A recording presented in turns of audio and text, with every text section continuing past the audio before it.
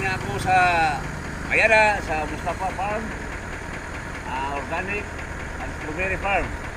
So, agi o pagsuroy, di ako karoon dito sa Ulong Lapid. So, kita, hindi ang lahat view. So, karoon, kapag sa taas, ay karoon akong tanaw. Kinabibuktan sa Mustafa Organic Farm. Ini Korea, Indot, Kalibot, Signaw, o Pusap, may pagka-overlooking. Ini mga nilang entrance, o ini mga ang nilang restaurant. Kaya sa taas, makikita na to ang mga view. Sekarang na to, makaingon nga Indot, ang lapit, yung actual view before, makasod ka Indot. Okay, mga niya ang ilahang silbing function hall. Ini nga area. So, ato makita, pwede siya ka diri mo kaon, mag-overnight dito sa taas. Pwede lang tapusakan dito, kaya layo-layo naman.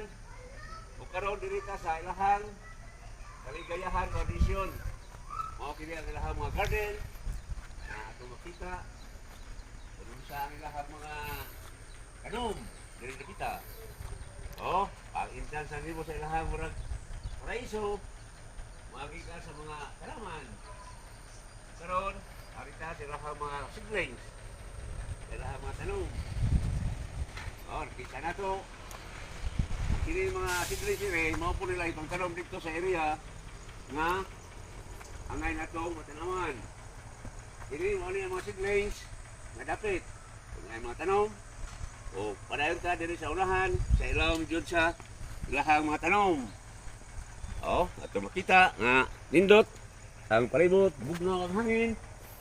O, diri ka sa ibabaw, pero makita din na to ang ditubukan sa area diri ka ubos. O, kini ang ilahang store, ato makita, kung padayon ka diri sa sud, sa ilawang sa mga tanong, mga tipin, aninduta kayo.